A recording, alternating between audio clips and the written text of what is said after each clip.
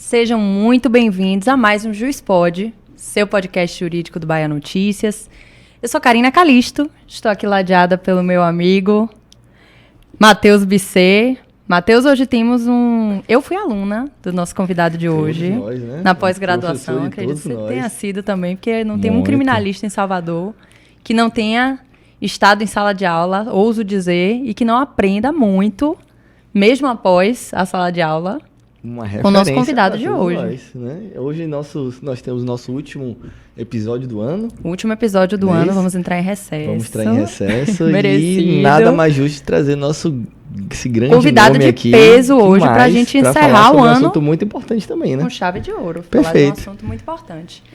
Mas antes das boas-vindas, eu vou rapidamente falar do nosso parceiro. Vocês já sabem que as nossas noites de quinta-feira terminam sempre no Porco Steakhouse, que é um restaurante especializado em carne suína, que tem almoço executivo de segunda a sextas, piano ao vivo às sextas-feiras, um lugar maravilhoso para almoçar às sexta-feira, super agradável, já fui lá inúmeras vezes. E às quintas-feiras, abre a noite para você encerrar a sua noite de quinta-feira da melhor forma, com a melhor carne suína da cidade. Então, não deixem de conhecer o sabor do Porco Steakhouse. Sensacional. Feita a nossa colocação aqui do nosso parceiro maravilhoso, que eu fico de água na boca só quando eu falo toda vez.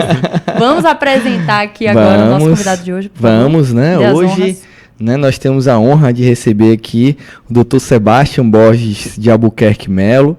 Ele que é advogado, sócio do escritório Sebastião Melo Marambaia Lins Advogados Associados.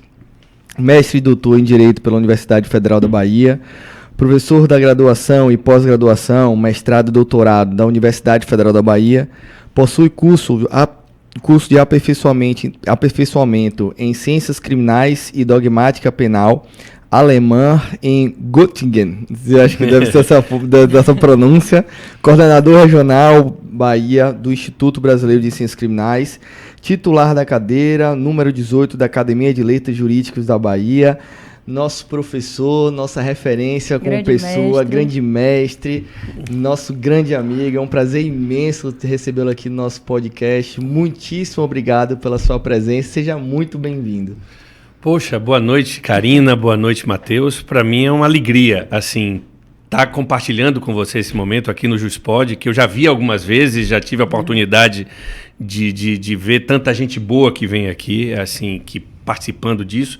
E bom aqui estar com dois advogados, assim, jovens ainda, mas já com experiência, já com a história para contar na advocacia, né? Tanto Karina quanto Matheus. Para mim é uma alegria estar aqui, a gente poder ter essa conversa, falar de coisas boas, falar de temas interessantes e que a conversa flua bem hoje. Que seja um dia, uma noite, né? Agradável para todos nós aqui, para todo mundo que está assistindo. Excelente. Então, vamos... Eu queria Karina começar, antes da gente adentrar o tema. Sim, claro. E quando a gente recebe algumas pessoas aqui, alguns profissionais, sobretudo profissionais de tanta relevância em sua área, e pessoas que nós particularmente também admiramos. Queria saber, professor, vou pedir licença para chamar de professor, porque foi meu professor, é meu professor. Mas o que lhe fez escolher a área criminal? O que lhe levou, assim, a sua trajetória para ser o grande advogado que é hoje, professor reconhecido nessa área? O que eu posso dizer é o seguinte, e aí, Karina, foi boa pergunta. Eu posso dizer, eu comecei a fazer direito, eu escolhi fazer direito por causa de um júri simulado de Simão Bacamarte, do Alienista de Machado de Assis. Eu participei de um júri simulado do Alienista de Machado de Assis, ou seja, qualquer lista de livros importantes na minha vida, o Alienista vai estar lá, porque foi o Alienista que me fez escolher direito. Mas uma coisa que eu aprendi na advocacia, e uma coisa importante dizer para vocês, que quando você quer advogar na área penal, você tem que gostar de pessoas. Perfeito. E aí eu vou falar de um advogado que é, para mim, uma referência já falecido, mas que para mim sempre foi um gentleman na advocacia, que se chama Edson Odoayer. Ele tem um livro, Rua do Marchantes, contando casos e casos bonitos da advocacia dele, e ele falou: Sebastião, deixa eu dizer uma coisa, se você quer advogar, você tem que, de alguma forma, sentir a dor do seu cliente. Ou seja, você, assim, o que eu digo para um advogado criminalista, eu digo: se importe, né? Ou seja, se importe com aquele problema. Tem gente que acha assim, não, quando aparece... tem gente assim, gente que não é da área criminal, eu acho que vocês sabem disso, acha assim, puxa, tem uma pessoa presa, o pessoal acha que o advogado criminalista vai estar comemorando porque vai receber honorários. Não é isso que a gente se preocupa em primeiro lugar. Perfeito. Quando tem uma pessoa presa, quando tem um problema, quando tem um abuso, quando tem uma ilegalidade, a primeira coisa que você se preocupa é com o problema daquela pessoa e de que maneira você vai tentar resolver. Claro que você vai ser remunerado por isso. Mas você não começa nenhuma conversa de advocacia falando do que você vai ganhar ou do que, sabe, do que isso vai ser bom pessoalmente, não. Você se preocupa com a pessoa. Então, na faculdade, e aí eu tenho que, assim, Edson Aduayer sempre foi uma grande referência. Existem outras referências na advocacia. Na época que eu já estou me colocando como veterano, é engraçado, né, que parece no começo, ou seja, da vida. Mas, por exemplo, Edson Aduayer sempre foi uma referência para mim. Como no ensino foi a professora Maria Auxiliadora Minaim. Assim, Minaim, que é recém-aposentada da UFBA, a nossa decana eterna de Direito Penal lá da UFBA. A segunda professora mulher da UFBA, essa é importante, né? Eu digo que ela foi, assim, fundamental para a minha formação, também humanista e como pessoa, e agradeço ela sempre, a Minaim. Mas eu aprendi o quê? Eu aprendi, estudando Direito Penal, a ter uma preocupação com a pessoa. E aí, a partir daí... Ou seja, e aí o professor e o advogado acabaram caminhando juntos, porque eu fiz mestrado muito cedo, entrei muito cedo no mestrado, vi que não sabia nada. Aliás, eu continuo achando que sei muito pouco. Imagina. É isso. Quando entrei no mestrado, eu tive uma ideia da imensidão da minha ignorância. E a partir daí, os primeiros... Eu sempre brinco na sala de aula. O primeiro caso criminal que eu tive na vida foi uma vizinha que chamou outra de lacraia. Foi basicamente isso. Ou seja, um problema... Assim, e aí eu falei, vamos, né? Eu até brinco hoje. O juiz criminal na época era Dr. Abelardo, que hoje é desembargador. Perfeito. Bom desembargador, assim, presidente do TRE hoje. E Abelardo brinca comigo e diz, olha, eu estava começando na magistratura, que foi justamente a primeira audiência que eu fiz na vida, ele era juiz do 8º crime, e é a questão de tentar resolver aquele problema. Então, o que eu digo, assim, para o advogado criminalista, o primeiro fato, se importe. Segundo, aí lá vou contando história. Quando eu era estudante, eu fui ver a petição, não vou dizer o nome do advogado, e vi um habeas corpus. Eu era estudante, primeiro habeas corpus que eu vi na vida. E vi um habeas corpus enorme, citando lá Calamandrei, Carnelucci. Falei, Zorro, eu não vou chegar nesse nível assim, citando doutrina daqui a pouco. Beleza. Quando eu me formei, e assim, já começando a advogar, vi um habeas corpus desse mesmo advogado, uns 5 ou 6 anos depois.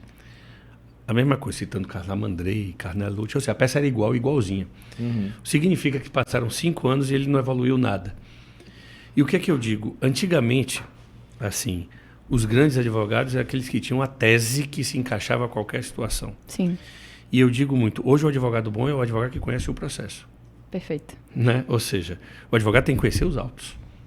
Então não adianta você vir com a melhor tese do mundo, se você não conhece os autos dentro dos quais você está trabalhando, assim, você vai ter problemas. Porque o que acontece? Quando você advoga no crime, Karina, Matheus, assim, vocês sabem disso, claro, eu estou falando mais para o público até porque eu sei que vocês já são advogados extremamente competentes e tipo assim, e cujo trabalho eu acompanho e vejo quanta qualidade o trabalho de vocês tem. Mas eu posso dizer assim, para o advogado jovem, que é a grande maioria da advocacia hoje, né, é de jovens advogados, quando a gente pega uma situação, a acusação tem à sua disposição praticamente tudo. Sim. Quando você vê, por exemplo, uma dessas grandes operações, e às vezes assim, o sonho do grande advogado criminalista é trabalhar em grandes operações, etc. Eu posso dizer para você o seguinte, para você trabalhar numa grande operação, você tem que saber trabalhar num processo pequeno. Ninguém vai saber trabalhar num processo grande se não souber trabalhar num processo pequeno. Perfeito. Ou seja, assim, grandes clientes que eu ganhei na vida, e que alguns se tornaram amigos até, eu peguei um caso pequenininho para resolver. Aliás, não posso entrar em detalhes. Eu entrei na Lava Jato e fui um advogado muito atuante na Lava Jato. Ou seja, fui um dos advogados da Bahia que teve uma atuação grande na Lava Jato, junto com outros grandes advogados, que eu posso citar aqui. Né? Posso citar aqui, teve Antônio Vieira, tem Fernando Santana, bons advogados, a César Faria, advogados que atuavam na Lava Jato. Mas eu comecei resolvendo um problema dessa pessoa física ou jurídica pequenininho.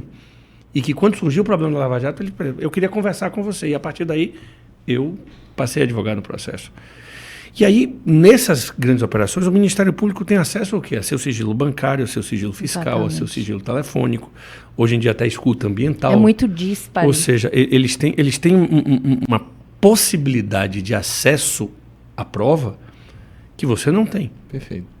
Uma vez eu pedi na Justiça Federal, por exemplo, que uma cooperação internacional para obter uma prova solicitada pela defesa. O DOJ disse, não, aqui a gente não produz prova para defesa, não. Nos Estados Unidos. Ou seja, você que se vire. Né? E aí surge a questão, justamente, e por isso que eu valorizo muito a defensoria, porque Demais. A defensoria, assim, ela muitas vezes tira leite de pedra de situações sem estrutura, sem recursos, porque, por exemplo, quando você advoga num caso que você tem um cliente que tem condição de pagar uma perícia particular, isso é muito bom, fazer uma investigação defensiva. Mas quando você não tem condição disso, o que é que você tem? Você tem que ler os autos e você tem um cliente. Um cliente sem recursos e assim, uma cartela de clientes gigantesca. Exatamente. Às vezes só tem a palavra dele para ser. Exatamente. Então você tem que conhecer o processo, você tem que saber as provas que tem no processo. Não adianta você chegar lá despreparado, chegar lá no improviso. Assim, claro que advogado é bom ter jogo de cintura, saber improvisar, saber fazer uma brincadeira, etc. É bom, mas assim, você não pode viver de improviso. Com certeza. O improviso é a cereja do bolo, é a exceção, é a deixa. Mas dizer assim, por exemplo, João de Melo Cruz, não sei se ouviram falar dele, um grande tribuno aqui, falecido também, conheci ele. Assim, eu começando minha vida e ele já uma referência, era um grande tribuno do júri. Ele ia para o júri sem saber o processo. E aí mas porque ele era um mestre da oratória. E o que é que ele fazia? Ele pedia para ler os autos do processo durante o júri, para ele estudando durante o júri. Ele estudava durante o júri e tinha essa capacidade. Mas uma coisa é você pegar assim, um processo de 200 páginas, de 300 páginas. Hoje você tem processos de 5.000, 10.000 páginas, etc. Então, a partir daí, por isso que eu recomendo, estude os autos. Estude os autos mesmo, saiba o que tem no processo. Parece o óbvio. Eu costumo dizer que o óbvio é o que mais precisa ser dito. É verdade. As pessoas que trabalham comigo já sabem o modus operandi quando eu estou trabalhando uma defesa. Você é chata. Eu sou antipática, porque eu me tranco na minha sala, eu boto fone de ouvido, cancelamento de ruído, e é ali 2 dias debruçado em um processo para depois... A parte de escrita de uma petição é, sem dúvida, a mais rápida. Então, depois você já esmiuçou o processo inteiro.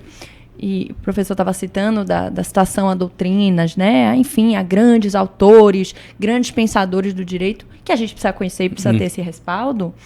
Mas, na verdade, o que vai convencer aquele juiz é você sensibilizar sobre aquele caso concreto. Então, às vezes, é você pegar um documento importante dos autos ou uma fala importante de uma testemunha e escancarar naquela petição. É verdade. E isso só quem faz, obviamente a gente tem que ter um conhecimento acadêmico muito forte, doutrinário muito forte, mas o que vai fazer a diferença é você conhecer de fato, cirurgicamente, aquele processo. Isso. Agora tem uma curiosidade, Karina, que nosso amigo Sebastião, ele foi um dos principais nomes aqui que trouxeram a atuação no direito penal econômico aqui na Bahia.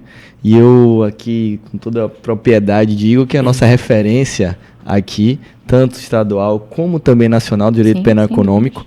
E eu queria também que você contasse um pouquinho de como foi, que até então, hoje o direito penal econômico é mais conhecido, mas ainda assim muitas pessoas não sabem do que se trata, o que é. Então eu gostaria também que você contasse como é que foi a sua trajetória da escolha do direito penal econômico. Interessante você falar disso. Aí e eu de vou se dizer. tornar um grande expoente, uma grande referência nessa área, porque não é uma área que quem está iniciando, por exemplo, consegue acessar. Então, para quem está iniciando, para os advogados que querem buscar essa especialização, como deve proceder, como é que busca cliente nessas áreas? Isso. É engraçado, eu vou falar de duas... Uma coisa eu vou falar, César Faria, é professor da UFBA lá de processo penal, ele sempre diz, a gente não escolhe o cliente. Ou seja, seria ótimo, eu quero advogar para o cliente... Só nessa área. Ou seja, na verdade, é o cliente que escolhe a gente, né? Mas se o cliente escolhe a gente tem que estar preparado, obviamente. Tiger Woods, o golfista, ele tem uma frase interessante. Uma vez entrevistaram Tiger Woods e disseram: pô, Tiger Woods, você joga golfe, pô, mas você tem muita sorte. Ele falou: não, rapaz, eu concordo, mas tem um detalhe curioso, uma coincidência. Quanto mais trabalho, mais sorte eu tenho. Né? O que eu quero dizer? Que às vezes a oportunidade aparece e você tem que estar preparado. Perfeito. Pode ser que não apareça, mas você tem que estar preparado. O que é que eu devo... E eu falo da minha mestra na academia, que é Maria Auxiliadora Minaim, e vou falar de uma advogada que não é criminalista, com quem eu comecei trabalhando, Deise Gordilho, Deise da Catarina Gordilho, procuradora do Estado. Deise Gordilho, eu comecei trabalhando com ela sem ser na área penal. E Deise Gordilho ela era uma advogada da área empresarial. E falou: Sebastião, você vai fazer tudo aqui comigo. E assim, eu era o braço direito de Deise Gordilho.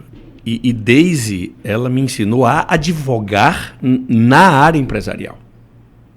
Assim, com Deise eu aprendi algumas coisas do tipo: no momento, se o problema surge às 17h30, a partir daquele momento são 8 horas da manhã. Muitas vezes eu virava e ela virava à noite comigo, estudando e fazendo as coisas comigo. Teve um parecer que a gente teve que fazer uma vez, uma situação específica lá que acabou virando uma questão criminal, né? De uma questão ambiental, né? E ela falou: você vai fazer a parte penal, eu vou fazer a parte administrativa aqui. A gente virou a noite trabalhando no caso. A gente literalmente virou a noite, né? Trabalhando naquele caso, ou seja, a gente entender que a demanda... Aí, Matheus, a demanda do direito penal empresarial é diferente de uma demanda de uma pessoa física. A realidade, às vezes você tem que entender a realidade daquela empresa, a realidade daquela atividade econômica. Né? Qual é a dor desse cliente? Exatamente. Né? Onde é, porque para você advogar para uma pessoa jurídica ou para uma pessoa física que atua no âmbito de uma empresa, no âmbito de uma corporação, você precisa entender... Ou seja, qual é aquela dinâmica específica? Sim. Que uma empresa de energia é diferente de uma empresa de combustíveis, que é diferente de um varejo, que é diferente, entendeu, de locação de imóveis, que é diferente de uma incorporadora. Ou seja, cada empresa tem uma demanda específica. Então, a partir daí, eu passei a conhecer um pouco da realidade empresarial. E aí, quando surgiu, assim, um primeiro caso, e aí... Assim, aí falo de grandes pessoas. Assim, a gente aprende com grandes pessoas. Eu só falei com o Márcio Tomás Bastos uma vez na minha vida. Literalmente uma vez. Em 2002. 2001 ou 2002, não estou me lembrando agora. Ou foi 2001 ou 2002. Pouco depois ele acabou sendo ministro. Eu era um jovem advogado e Márcio Tomás Bastos sempre uma diferença. E ele falou: Sebastião, existem processos para o pão e processos para a glória. Né? Ou seja... Sensacional. Né? Ou seja... Então, ou seja, para vocês, assim... Então, às vezes, assim... Talvez o primeiro caso de direito penal econômico que eu atuei, assim... Se você me perguntar, para atuar naquele processo, eu, assim, tudo bem, faz muito tempo, mas eu cobrei R$500 para fazer uma... Ou seja... Tudo bem, não são R$500 hoje, mas não era uma quantia... Assim, relevante. Expressiva na época. Né? Mas eu falei, eu preciso ter o que entregar. Para você cobrar de alguém, você vai dizer assim, o que é que você vai entregar? Advogado não entrega resultado do ponto de vista. Sim. Advogado não controla a decisão judicial, não controla parecer de Ministério Público. Mas você tem que saber o que é que você é capaz de entregar. Né? O que é que você é capaz de entregar ao seu cliente. Né? Basicamente. Então, a minha experiência prévia em direito empresarial fez com que eu tivesse assim, um conhecimento assim, de questões que envolviam a empresa, que eram um pouco diferentes do perfil tradicional do advogado. Quem era o grande advogado criminalista, por exemplo? Vou citar, por exemplo, uma pessoa que atua ainda em direito penal econômico, que também é uma referência para mim, o professor Fernando Santana, professor de todos nós da UFBA também. Sim. Fernando é um orador espetacular, né? Fernando é aquela pessoa cativante quando fala. Mas a ideia inicial... Fernando atua muito em direito penal econômico, então, ou seja, alguém que sempre esteve na linha, atualizado na linha do seu tempo. E aí o que acontece? Você vê o quê? Você vê... Era aquele advogado do júri, era um grande tribuno do júri. Né? Era o advogado sabe, daquelas causas que não eram direito penal econômico. E o direito penal econômico cresceu efetivamente, e aí a partir de um novo tipo de atuação da Polícia Federal e do Ministério Público Federal, sobretudo, né? Ou seja, quando assim começaram a surgir operações, investigações mais complexas, né? E a advocacia tinha que se preparar para esse novo tipo de realidade. Processos longos, processos complicados, autos que demandavam muito esforço para você compreender. E esse novo direito penal, né, Matheus? Aqui a gente, acabando falando de acordos também, a gente tem o que? A história de um bem jurídico que a gente não sabe direito o que é, muitas vezes. Lavagem de dinheiro, bem jurídico é o quê? Aí você tem uma nova concepção de dolo, que aí é o quê? É segredo deliberada, sabe, é o quê? Um novo dolo eventual, responsabilidade por omissão, quem é garantidor, né? Quando tem um caso, como um caso de Brumadinho, por exemplo, a responsabilidade é por ação ou por omissão? Muitas vezes a responsabilidade vai ser por omissão, né? Dentro dessa dinâmica. Uma situação, né, como o acidente que teve em Congonhas, que também se discutiu a possibilidade de um dolo eventual. Exato, ou seja, quantas assim, tragédias ou crimes a gente não sabe, alguém poderia ter evitado. A questão do direito penal, do risco. A gente viu um novo direito penal em que, e é isso que eu digo, muitos dos crimes hoje que envolvem o direito penal econômico, aí eu cito uma professora espanhola chamada Corcoy, Mirente Corcoy, que ela diz o seguinte: olha, antigamente os perigos, existia o perigo da vida, mas a empresa é uma fonte de perigo, a atividade empresarial é uma fonte de perigo. Esse perigo precisa ser, em primeiro lugar, assim, se uma empresa é fonte de perigo, a empresa tem que garantir que esse perigo não se realize.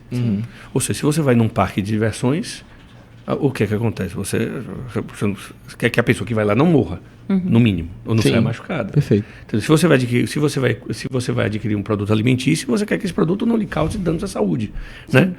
Se você vai desenvolver uma atividade de mineração, essa atividade tem que respeitar normas ambientais, respeitar o patrimônio da União. Ou seja, cada vez mais, e essa é uma questão, Matheus, Karina, interessante, que o direito penal econômico acaba demandando interdisciplinaridade. Exatamente. Ou seja, você tem que saber normas de direito administrativo, direito ambiental, direito minerário, direito tributário, né? Ou seja, você tem que partir para isso.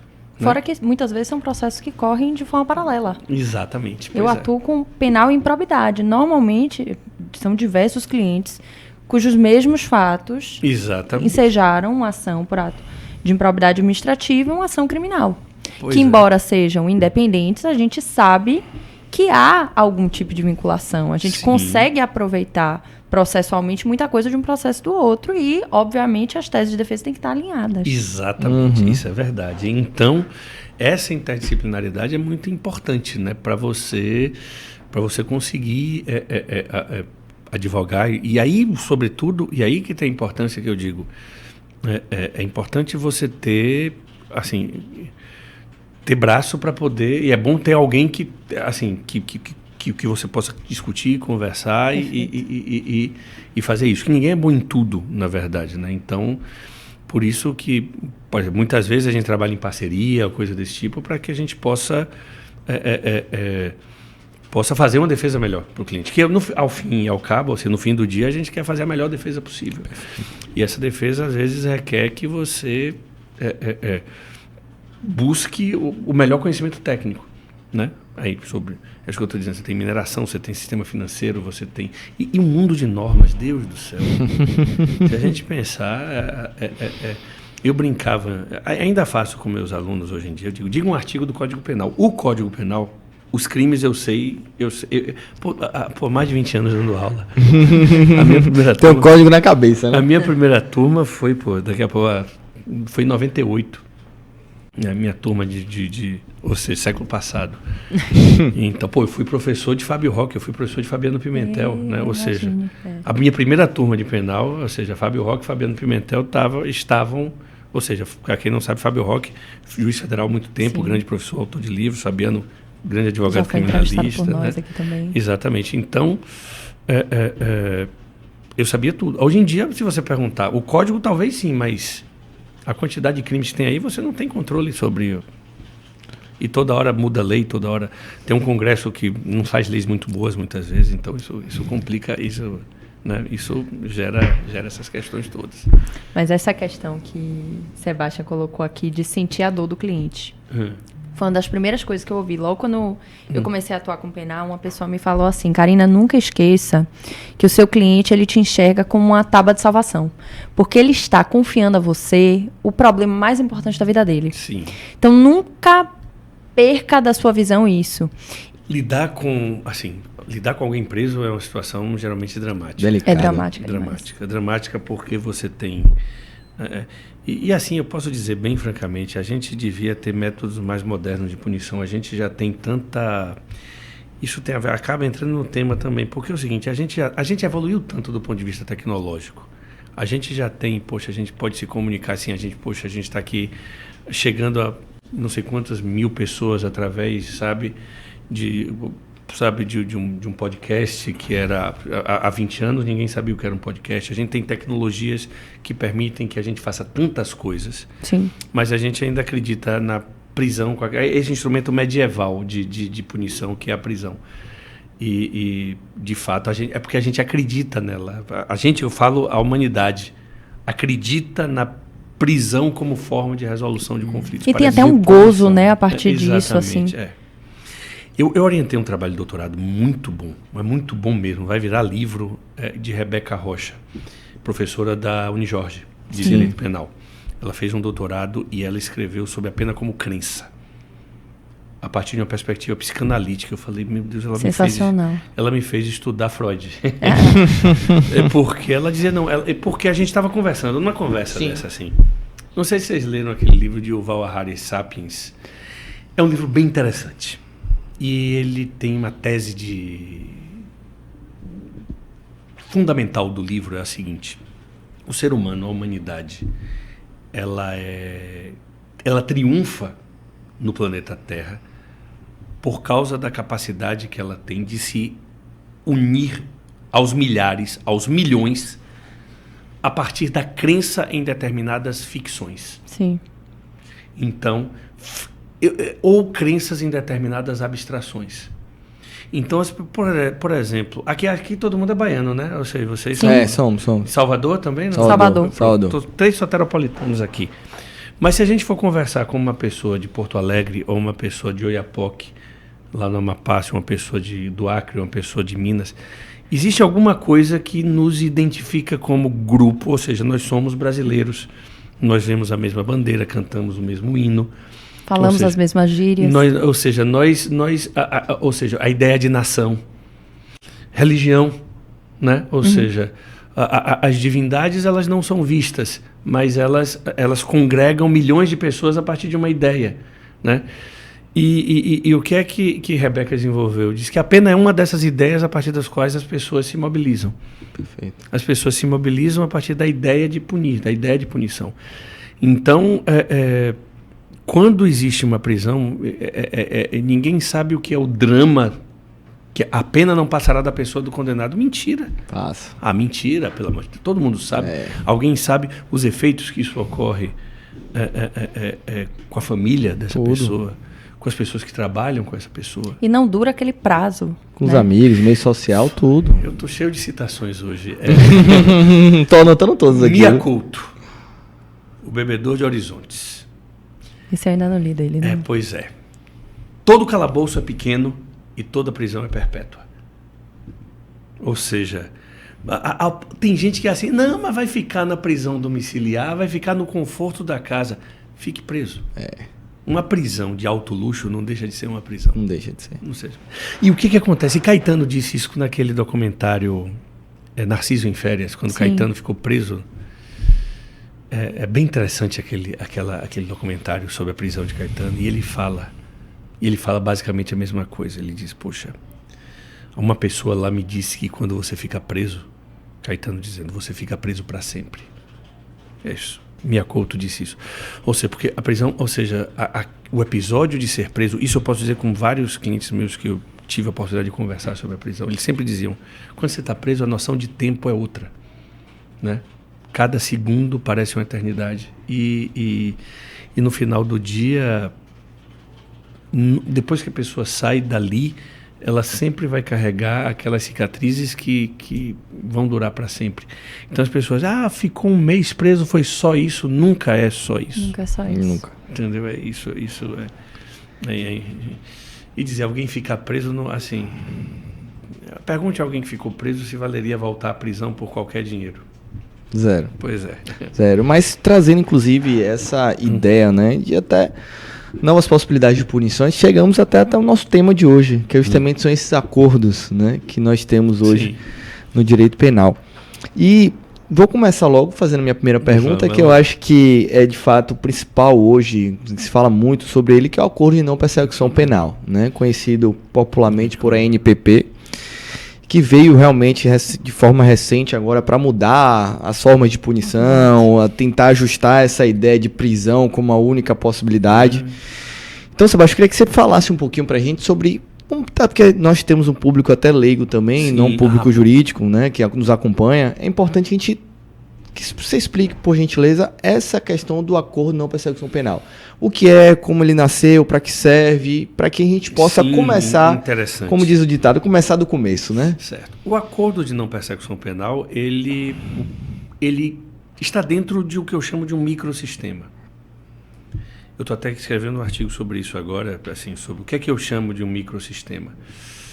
Existe um sistema tradicional de direito penal, como eu falei, que é um sistema adversarial de punição. Ou seja, não existe margem para negociações. Tradicionalmente, o direito penal, a gente já diz assim, você não vai negociar a sua pena. Pena não é algo que se negocia, pena é algo que é imposto pelo Estado a partir de uma condenação. O que é uma pena? Uma sanção, ou seja, é um castigo, vamos chamar assim, para o leigo, né? Decorrente da prática de uma infração penal determinada por uma sentença transitada em julgado. Aí você é condenado, o juiz lhe impõe, a pena é imposta. A pena não é algo que lhe é, vamos dizer... Sugerida, né? Sugerida, exato. Você gosta dessa pena aí? Não, a pena é uma roupa... Vamos negociar, essa aqui tá boa? Isso aqui você é obrigado a vestir. Então... tipo assim, o pai do ANPP é a transação penal. Sim. A Lei 9.099, assim, que estabelece os crimes de menor potencial ofensivo. Perfeito. Em que se buscava dizer o seguinte, quais são os crimes de menor potencial ofensivo? Aqueles que a lei lá estabelece, cuja pena máxima, 2 anos. Se diz o seguinte, olha, é muito mais prejudicial você punir alguém com um crime menos grave para colocar na cadeia, certo? Você colocar na cadeia. Porque é o seguinte, se você vai colocar na cadeia uma pessoa sem qualquer passado, sem qualquer vínculo criminal, ele vai entrar lá, ele vai conviver eventualmente com facções criminosas. E para sobreviver, ele vai ter que passar a se ajustar àquele meio. Ou seja, ele entrava como alguém que cometeu um erro, eventualmente, e vai acabar saindo como alguém que faz membro de uma organização criminosa, que tem relações. Então se viu que o efeito deletério disso, o efeito ruim disso. Então vamos dizer o seguinte, olha, vamos criar um instituto, primeiro, lá em 95, né? Vocês eram nascidos em 95? Sim. Já. Tá vendo? Pois é, tá vendo? Instituto Antigo daqui a pouco, porque eu brinco que, assim, na minha prova da OAB, eu fui premiado com o primeiro ano em que a prova da OAB foi obrigatória. Sim. Antigamente a prova da OAB não era obrigatória. Com o Estatuto da OAB em 94, passou a ser obrigatório. E aí eu me formei em 96 e fiz a prova da OAB. Minha primeira prova foi sobre transação penal. Uma das questões da OAB foi sobre transação penal. Isso é o seguinte, que é justamente a primeira forma de acordo. Um acordo que você faz com o Ministério Público. Um acordo que você faz no Ministério Público para pagar uma sanção. E aí eu digo, eu não chamo essas sanções de pena. Sim. Por que eu não chamo de pena, para deixar bem claro? Eu vou falar para o advogado e para o não advogado. Mas falando para o advogado, eu digo, não há pena sem culpabilidade. Sim. Está na Constituição. Exato. E não há culpabilidade sem decisão judicial, transitada e julgado. O juízo de culpabilidade é monopólio do Poder Judiciário. Então, se você negocia com o Ministério Público, você negocia uma sanção penal. É o que eu chamo de sanção penal premial. É uma sanção negociada. E você negocia uma sanção ali, na transação penal, que é uma forma de você pagar, entre aspas, mas você pagar de maneira diferente, sem ter necessidade de prisão pelo crime cometido. É um caminho da justiça restaurativa, né? Nesse sentido. Até mando um abraço para a professora Selma Santana, né? Virou titular lá da UFBA, Sim. Né? Que trata muito de justiça restaurativa. Um abraço, Selma, para você. Nesse sentido. Então, o começo de justiça restaurativa, de buscar caminhos para se fazer um acordo e se livrar da prisão. Começou com a transação penal. Essa mesma lei estabeleceu a suspensão condicional do processo. Que é o quê? É um acordo também que se faz.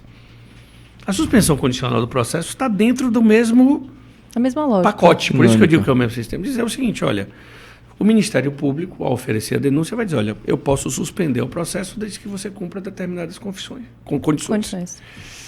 E aí você vai para o acordo de não persecução penal, que começou a partir de uma resolução do CNMP, do Conselho Nacional do Ministério Público, e porque e tem um sentido, e aí vamos, meio utilitarista, vamos falar disso. Uhum.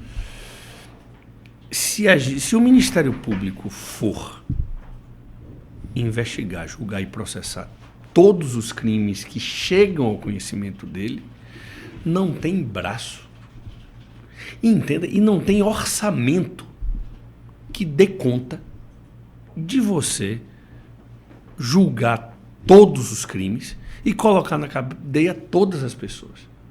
Manter alguém numa prisão é muito caro, mas é muito caro mesmo, né?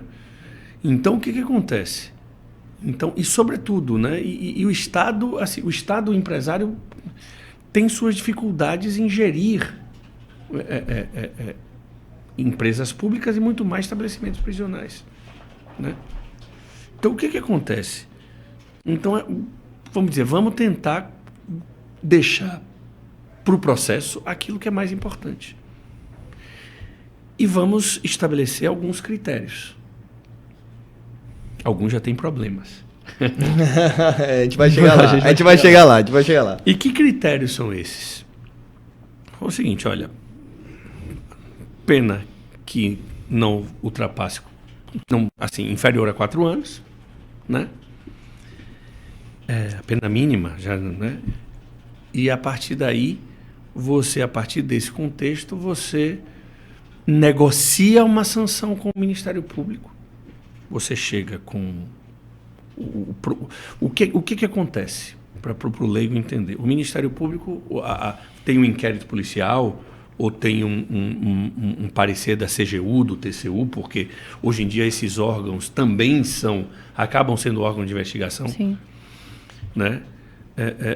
E chega ao Ministério Público uma situação que potencialmente é criminosa. A primeira decisão que tem que se tomar pelo promotor, por isso que os membros do Ministério Público têm que ser muito preparados para isso, é dizer o seguinte, saber se é caso ou não de arquivamento. Isso é uma coisa importante, né?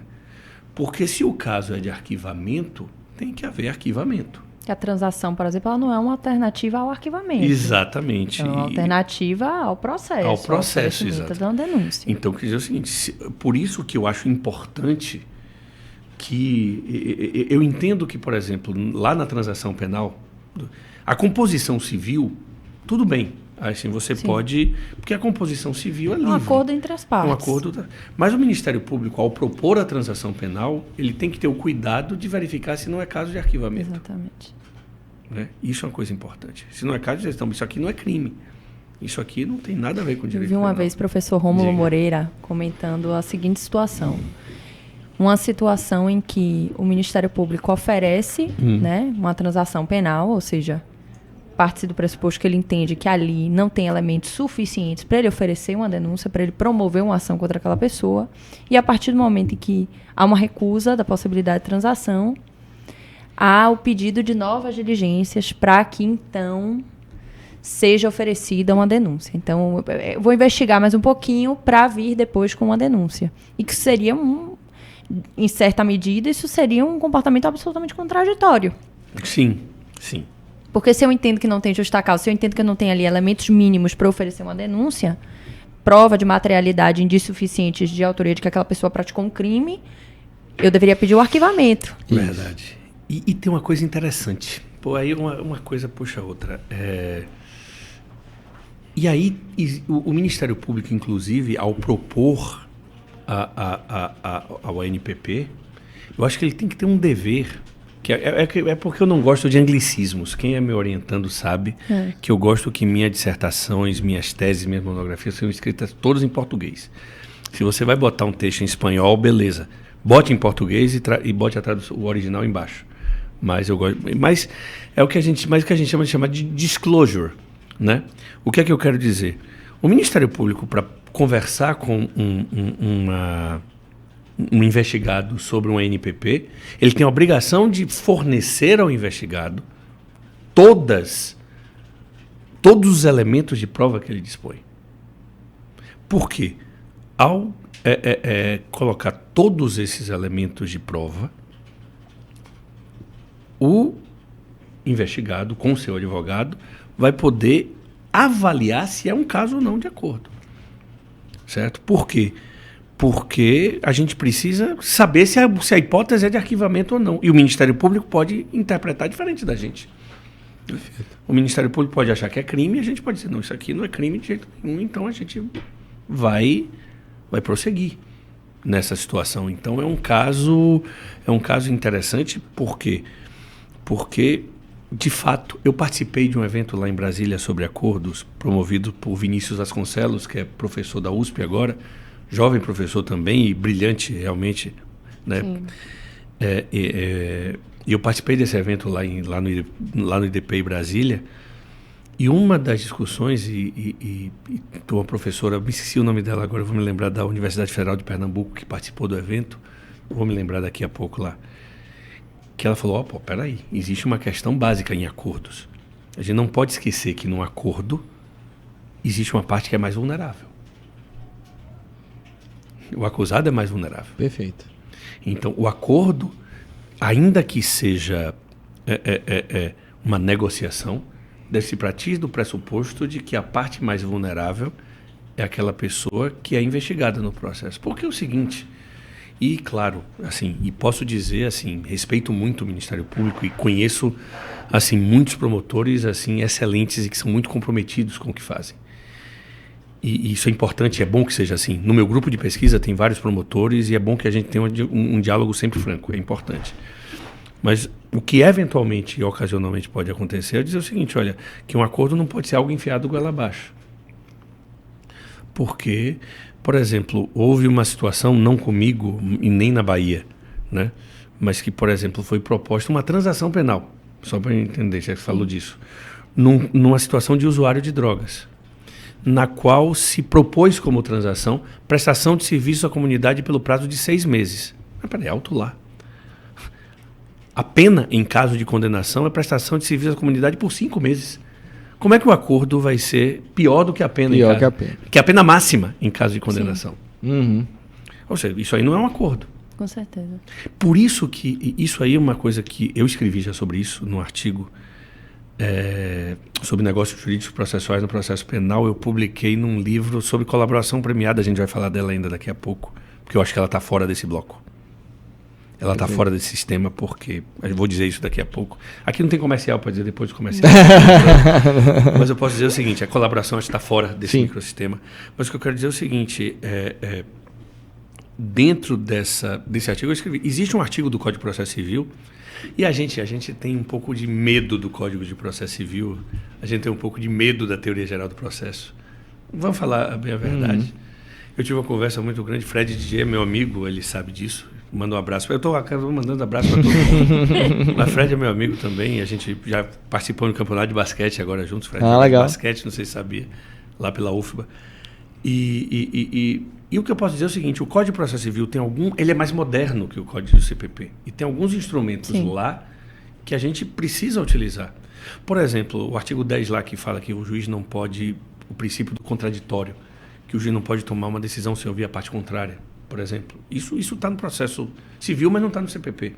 E no Código de Processo Civil tem um artigo 190, parágrafo único. Eu escrevi um artigo sobre isso, que diz que nos negócios jurídicos processuais, o juiz deve negar a homologação quando uma das partes for manifestamente vulnerável. Isso está no CPC. Mas eu entendo que essa vulnerabilidade no processo penal ela é presumida. Completamente. Ela é presumida. Caio Ita é advogado, mestre em Direito, lá sócio do meu escritório também. Ele escreveu o mestrado sobre isso e ele foi muito firme, dizendo que no processo penal existe essa vulnerabilidade presumida e nos acordos o papel do juiz deve ser um papel de fiscal dessa vulnerabilidade, entre outras coisas. Trabalho muito bom que Caio escreveu. Então, isso é importante, né? Pegando até uma lógica de mercado, já que a gente está falando de negócios, sim. Todo mundo sabe da lei da oferta e da procura. Sim, é verdade. Quando você está negociando com o Ministério Público a sua liberdade, você já está em uma situação absolutamente vulnerável. Então, a sua procura é muito grande, né? Porque o que está em jogo ali naquela negociação é a sua liberdade. É isso, que se um negócio jurídico dessa natureza, o NPP, é frustrada pelo membro do Ministério Público, qual é a consequência? Nada. Ele vai oferecer a denúncia, vai seguir com o seu trabalho. Isso. Talvez ele tenha mais trabalho, porque ele vai ter que ir mais... Vai seguir o trâmite normal, né? Mas para um investigado que ele não faz o NPP, partindo do pressuposto que não há hipótese de arquivamento, o que ele vai ter é uma ação penal. E hoje em dia, com tudo informatizado, né? Eu estou dizendo tudo informatizado, eu estou dando uma risada. Outro dia, uma amiga minha foi apresentada a um possível pretendente, né, namorado. Ela foi procurar para ver se ele tinha algum problema de violência doméstica no passado no Google. Ou seja, já foi fazer uma investigação ali, uma due diligence em relação à pessoa, ou seja... Fez uma busca. Exato, porque hoje em dia é o que a gente fala. Às vezes, por exemplo, em grandes operações, às vezes você fala de grandes operações, o banco vai encerrar sua conta.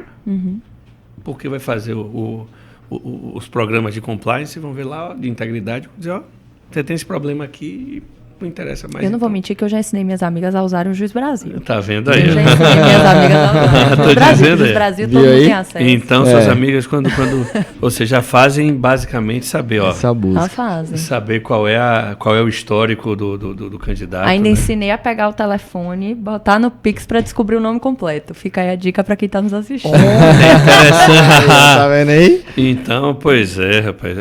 Botar o telefone, então o jeito é botar o Pix no CPF, né? No e-mail. O meu é no CPF, embora eu não tenha nenhum histórico. Mas, professor, já que o senhor mencionou essa questão de direito civil, queria lhe fazer uma pergunta pelo seguinte. Quando a gente está tratando de justiça negociada, a gente abre mão do que entendemos por um processo penal tradicional, né? Que é aquele processo penal ali acusatório. Sim. Para quem está nos assistindo, de maneira muito simplificada e resumida, o sistema acusatório é que eu tenho as partes muito bem definidas no processo. Sim. Eu tenho, em regras gerais, o Ministério Público, que vai ser a acusação, uma parte que vai ser o réu, e o juiz, que vai estar ali no seu papel de julgador, imparcial, né, zelando pela lei e pela boa aplicação do direito. O Ministério Público, para as ações penais públicas, ele tem a obrigatoriedade de promover a ação penal. Sim, verdade. Então, quando a gente está falando da justiça negociada, tem mais a ver com uma lógica contratual, com o princípio de boa-fé, com o princípio de colaboração, com alguns outros princípios que a gente vai estar abrindo mão justamente do sistema penal que nós conhecemos. Sim. Que tem a obrigatoriedade de promoção da ação penal. Sim. Então, o que eu queria lhe perguntar é isso.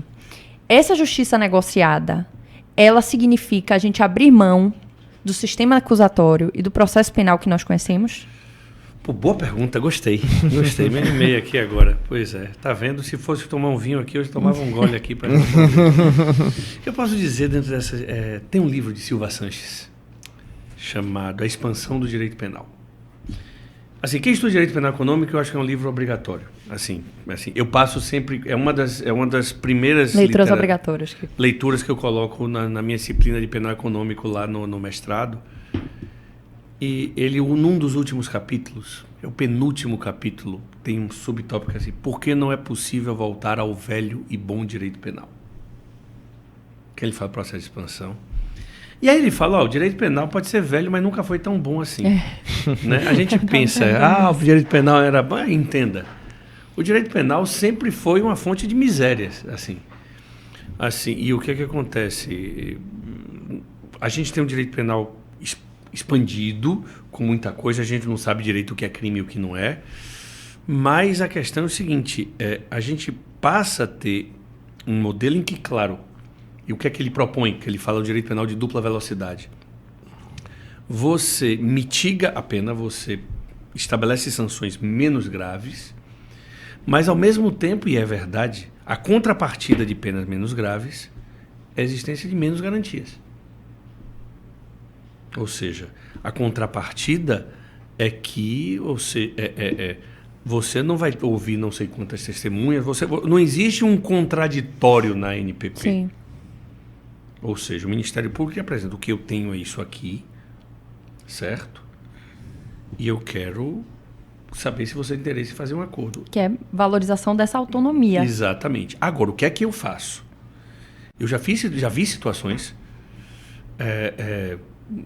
uma no Ministério Público Estadual, outra no Ministério Público Federal. Eu posso, assim, e com bons procuradores, bons promotores, que eu cheguei. Doutor, é o seguinte, você propôs aqui um NPP, mas eu queria juntar uma documentação aqui para provar que aqui é o caso de arquivamento. Talvez os elementos que vocês tenham sejam insuficientes. E eu juntei essa documentação. No caso, o procurador da República, ele colheu o depoimento em sede de Ministério Público do investigado, porque foi um inquérito policial, e ele se convenceu e disse, não, aqui é uma hipótese de arquivamento. É isso que é importante de ter. O Ministério Público está bem preparado para essa atividade. Ou seja, para saber os limites de, assim, quando é que eu ofereço a denúncia, quando é que eu recuso a NPP, quando é que eu vou arquivar. E isso é importante, assim, o Ministério Público ganha um protagonismo nisso. Porque o protagonismo da NPP é do Ministério Público. E aí você falou justamente disso. Porque no processo penal, o protagonismo é do juiz. Embora num processo puramente acusatório, as partes produzem as provas, etc, coisa e tal, mas no final de contas é o juiz que vai decidir. O Ministério Público ele acaba acumulando o papel de acusação e de julgador dentro daquele microsistema. É verdade, exatamente. Exatamente. Mas o que acontece? Se você perguntar, eu vou fazer eu não quero melindrar ninguém com o paralelo que eu vou fazer assim. Mas eu vou perguntar, eu já vi pessoas inocentes celebrando transações penais, fazendo acordos penais, já. Com certeza. Diversas vezes. Já vi. Mas, e por favor, assim, e portanto, assim, respeito muito o Ministério Público, tenho muitos amigos promotores, Procurador-Geral de Justiça, inclusive, Pedro Maia, foi meu aluno, inclusive, alguém que eu respeito muito. Sim. E alguém que representa muito bem o Ministério Público, tenho que fazer esse elogio aqui. Mas o que eu posso dizer, às vezes, por que você paga um guardador de carro na rua? Para prevenir. Para falar a real? Para não se aborrecer. Às vezes você paga para não se aborrecer. Isso. Às vezes você faz um acordo para se livrar de eventuais problemas. Eu tive uma situação de um crime ambiental na qual havia uma pessoa num escalão mais alto da pessoa jurídica. Uma pessoa no escalão, ou seja, alguém que ocupava um cargo de gestão e outra pessoa que ocupa um cargo subordinado. Na época, o acordo era a suspensão condicional do processo. Porque eu entendo o que é, porque eu falo desses assim, porque eu acho que eles fazem parte de um mesmo microsistema mesmo. Ou seja, é o mesmo princípio de solução negociada de um conflito. Eu quero entender por que a colaboração não está, mas a gente vai chegar lá. A subordinada teve medo. Teve medo. E disse, não, eu vou fazer logo a suspensão condicional do processo. Certo? O gestor falou, não, eu não estou certo, eu vou até o final, porque ele tinha condição econômica, inclusive, de entrar na briga pelo processo. Sim. Ele falou, não, eu vou brigar e vou provar a minha inocência. E vou provar a minha inocência aqui. Então, às vezes, você paga para não se aborrecer. Ou seja, você diz, olha, vai dizer assim, doutor Sebastião, eu entendo, eu não tenho culpa aqui, mas eu não quero esse desgaste na minha vida de ser réu numa ação penal, né? Por isso que é importante, e de fato, Karina, você está certíssima. O Ministério Público, nesse ponto, ele é o protagonista. E ele precisa ter justamente, saber da sua função institucional, acima de tudo, para saber quando arquivar, quando oferecer a denúncia ou quando oferecer o acordo. E minha próxima pergunta, de fato, liga tudo que você falou aqui pra gente. Sim, lógico, né? O NPP ele veio e tem algumas críticas, né? Para alguns requisitos, por exemplo. Uma delas é a questão da obrigatoriedade de você confessar o crime. Então, até então, nós tínhamos, né, a suspensão condicional, a transação, em que você não tinha essa obrigatoriedade. Então, você poderia fazer justamente para se livrar do problema, mas vem a NPP e traz que você é obrigado a confessar o crime. E aí, trazendo aqui, né, um pouquinho dos detalhes que vocês mencionaram anteriormente, você tem aquele conselho de culpabilidade, até que você falou aqui perfeito, né, que define isso é uma decisão condenatória transitada em julgado. Mas aí você está confessando a prática de um crime em que o Ministério Público é o protagonista e muitas vezes você está fazendo aquilo ali para se livrar de um problema. Só que você pode se livrar de um problema momentâneo, mas eu tenho certeza, Sebastião, que você se deparou várias vezes com isso, mas você está trazendo um outro problema. Porque o efeito, até mesmo, por exemplo, social, uma repercussão civil, uma repercussão administrativa, você vai ter lá uma decisão que, tudo bem, eu resolvi o processo criminal, mas você confessou o crime. Pois é. De que forma isso repercute? Rapaz. Fora que esse acordo pode não ser cumprido. Assim como uma colaboração que a gente vai falar mais à frente, e a pessoa já confessou ali nos autos. Eu até vou acrescentar um pouco mais, já para trazer uma bateria de perguntas. Vamos embora. Já aconteceu, inclusive, em processos em que eu atuei, em que o Ministério Público ele faz um ANPP, alguns réus aceitam, o outro não. Você tem a confissão daqueles. De que forma repercute o andamento da ação penal? Então, minha pergunta tem a ver justamente com isso. Queria que você trouxesse as suas considerações sobre esse requisito obrigatório e as repercussões e de que forma é que você consegue enxergar esse problema. Rapaz, é bom fazer um podcast com gente inteligente. E aí a gente se diverte. A gente diz o mesmo. Exatamente. Pois é, porque é o seguinte, a confissão... O interessante é assim, a confissão é retratável. Vamos começar por aí. Ou seja, no Código de Processo Penal está dito expressamente que o réu pode se retratar da confissão.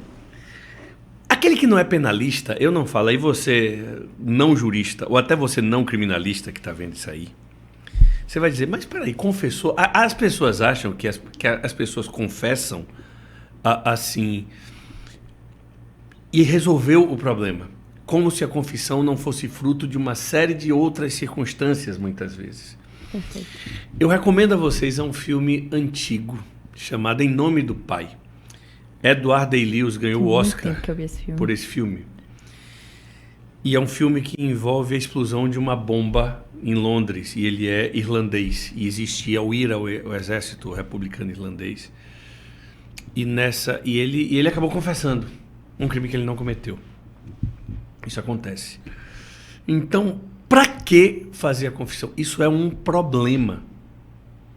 Porque, por exemplo, essa confissão, como requisito do NPP, Caio, eu falei dele de novo, Caio, ele acha que é uma forma de realização de culpa cristã, ele fala assim, né? Porque ele defende, e eu concordo, que essa confissão não tem validade.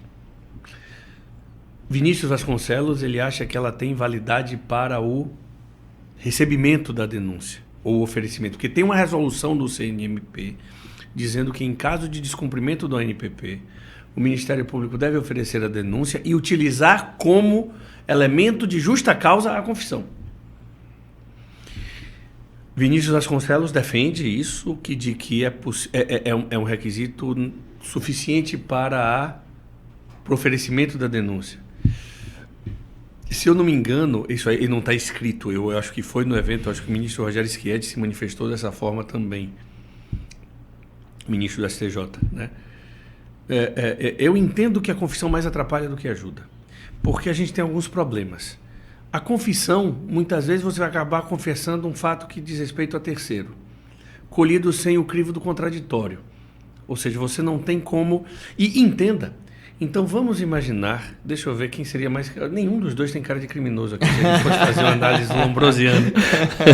Então vamos supor que Matheus Bisset e Karina, os dois estão sendo acusados de um crime. O que? Os dois estão sendo acusados de um crime.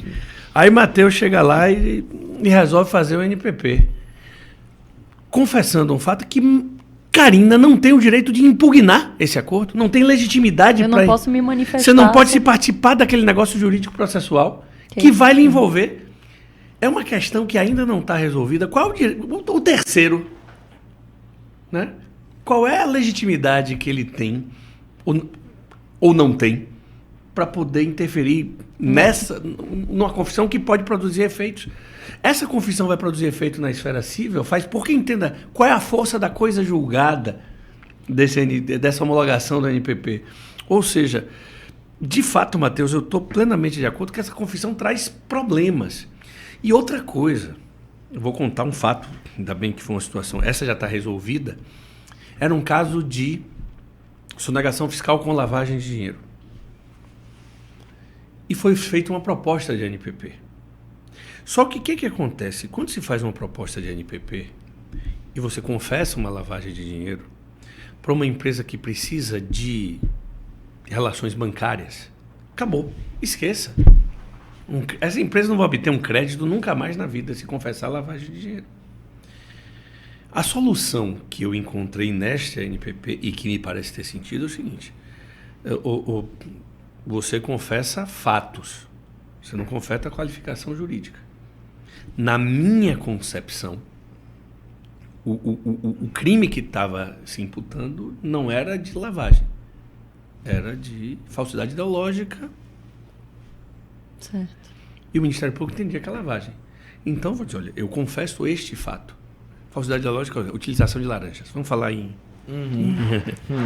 Forma popular, né? Colocar patrimônio em nome de laranja, isso é lavagem de dinheiro ou é falsidade ideológica? Isso... É porque já vai naquele pacote. É exato, mas eu disse assim... Não, o Ministério Público já tem um pacote da acusação. A organização criminosa, depender ali do número de pessoas, se ele consegue mostrar de alguma forma uma articulação, lavagem de dinheiro, sonegação fiscal, vai tudo... Vai tudo no pacote. E aí o que ocorre? Não, vamos confessar que ele fez isso. Porque se colocar a expressão lavagem na NPP, ele não vai fazer. Sim. Né? Perfeito. Basicamente isso. E acabou sendo feito nesse aspecto. Né? Então, é importante você tentar modular essa questão da confissão. E existem, inclusive, membros do Ministério Público que, tendo uma visão, acho que é uma visão constitucional mesmo, ou seja, não precisa, assim, fazem a confissão de maneira mais, como um requisito de maneira mais simplificada. Isso. Para que isso não, não dificulte o objetivo fundamental, e aí eu vou acabar respondendo sua pergunta, da transação, da suspensão condicional do processo e da NPP, que é fazer o quê? É uma solução negociada de um conflito para evitar a judicialização de um processo que não tem essa necessidade. Por que a colaboração está fora? Porque o objetivo da colaboração é outro. Perfeito. A colaboração, primeiro, é o meio de obtenção de prova. Exatamente. Que é importante até fazer essa ressalva aqui, professor. Diga. Que é um meio de obtenção de prova. Porque eu ouço até muitos acadêmicos, pessoas da área, que falam que é um meio de prova. E há uma diferença. Exato. Há uma diferença importante. Muito. Tanto que aquele julgado que fala justamente que você tem que só se manifestar depois da palavra do colaborador, isso é importante, claro, porque o colaborador passa a ser um acusador também. Sim. Né? Perfeito. É uma situação que eu vivi na Lava Jato, eu não posso entrar em nenhum detalhe, mas, por exemplo, houve uma pessoa que fez uma colaboração que ele disse assim, doutor, eu vou colaborar esse fato, mas eu quero ir para o processo e defender que esse fato que eu confessei não é crime. É possível. Sim. É isso. Porque aí, Karina, por isso que eu falo questão de sanção premial, por isso que eu digo desse microsistema. O que você negocia numa transação penal, no NPP, numa suspensão, essas negociações que o leigo diz, tudo resolve em cesta básica, etc. Né? Isso é o que você negocia, eu chamo isso de sanção penal premial. Sim. Não é pena por quê? Lá vou eu mandei professor e já vou começar. Acaba a parte, eu começo a falar porque parece que eu estou dando aula. Mas eu tô aqui adorando. Estamos adorando. O que é pena? É uma sanção que vem a partir de uma sentença Perfeito. Karina, perfeito. Conceito formal de pena, perfeito. De 0 a 10. Mas qual é o conceito material de pena? Qual é o conteúdo de pena? Pena, primeiro, é um mal. Sim. Sim. Né? A pena representa a privação de um determinado direito fundamental. Né? Isso aí eu estava conversando com o Luiz Greco, professor lá Gente, grande professor. Estava aqui recentemente. Exato, Luiz Greco veio aqui, doutor honoris causa pela lançou UFBA, né? Lançou um livro, inclusive, recentemente. Exato, lançou o conjunto com Klaus Oxin. Sim. Ou seja, o Greco é o discípulo maior de língua portuguesa de Roxin. Sim. Né? E aqui na Bahia, o maior discípulo de Greco é Eduardo Viana, meu amigo também, a quem eu mando um abraço. Grande professor. Grande professor, meu amigo, gosto muito dele, ele sabe, um grande pesquisador. Engraçado quando foi perguntar para Eduardo, mas mas Eduardo, você só ensina? Ele diz, tire o só. Pois é, porque Eduardo é um pesquisador de primeira linha. De primeira linha. E Luiz Greco está falando, pena é um mal, a imposição de um mal. Imposição de uma privação. Por isso que eu tenho uma dificuldade de entender aquela pena de advertência como pena em sentido material. Sim. Você fica advertido que droga faz mal à saúde, né? Mas não o sujeito é usuário de droga, né? Quantas vezes eu já vi assim, o pessoal alguém liga, professor Sebastião, olha, meu filho tem umas amizades aí, coisa e tal, foi pego com alguma droga, coisa e tal, né?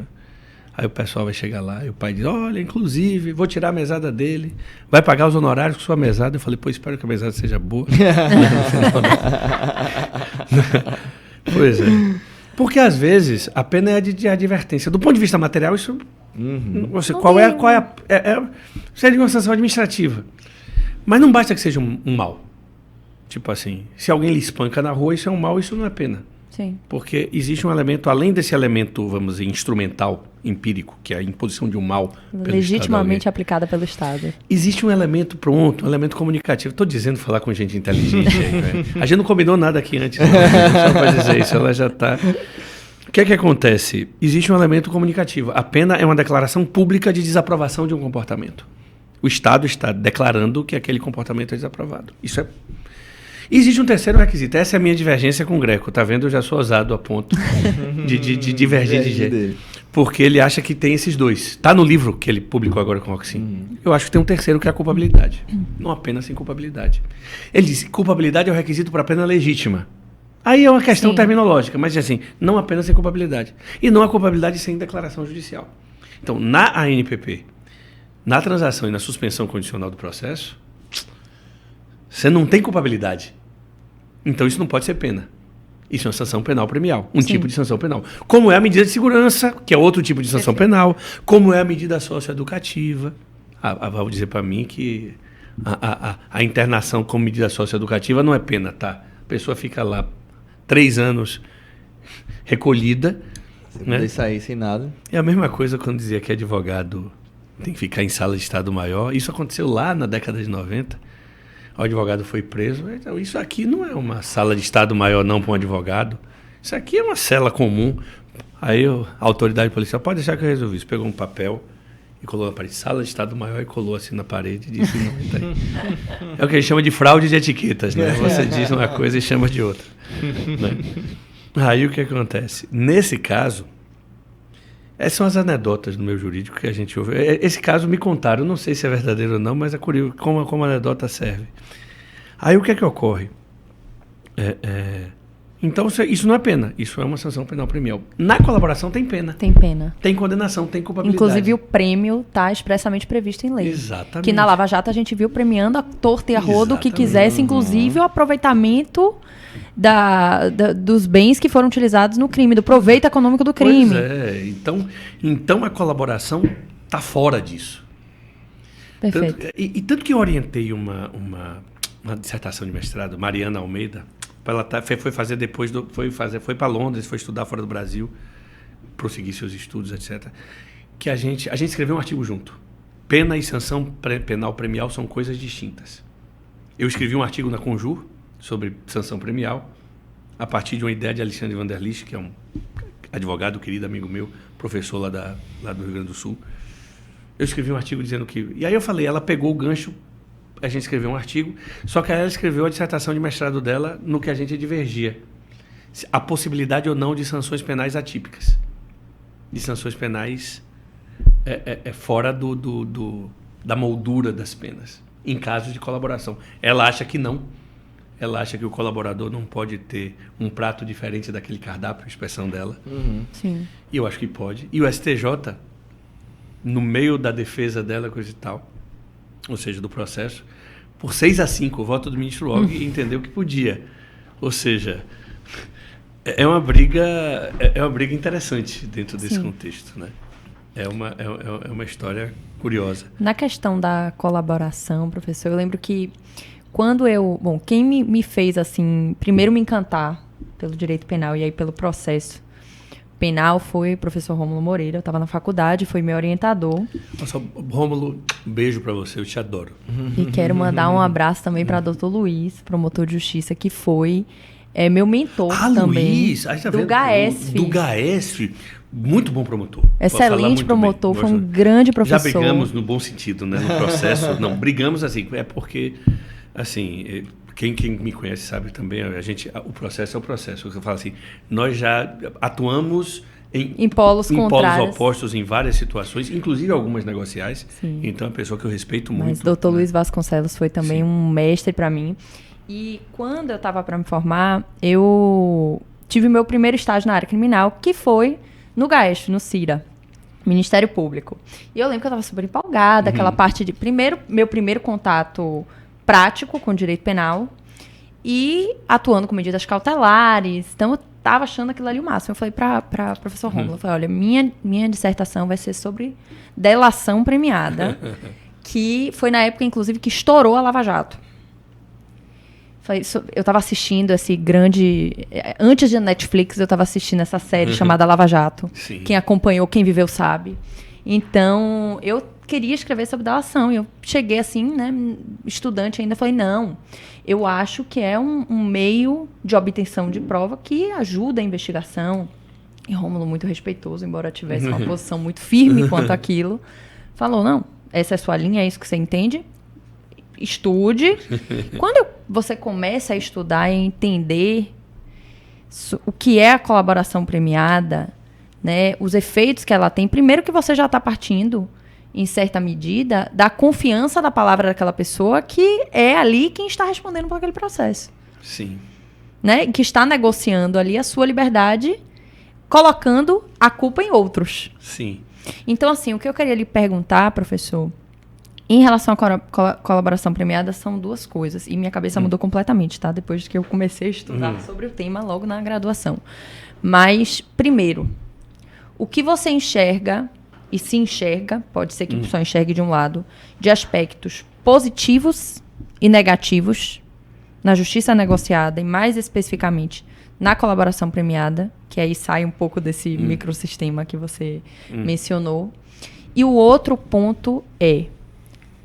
Na Lava Jato, a gente viu de maneira mais assistida, talvez, a questão da ausência de autonomia nessas colaborações, porque se tornou, em muitos casos, o único meio de obtenção de prova, ou foi utilizado dessa forma pelo Ministério Público, talvez pela comodidade, até diria, dentro daquela situação.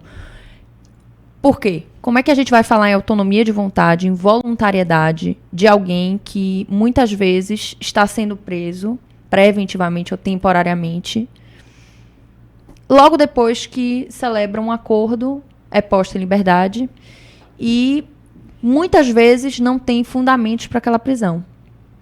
Então, o que eu quero lhe perguntar é, hoje, você acredita que melhorou o respeito às garantias do investigado ou do acusado na celebração de acordos para que esse acordo seja legal, constitucional e legítimo?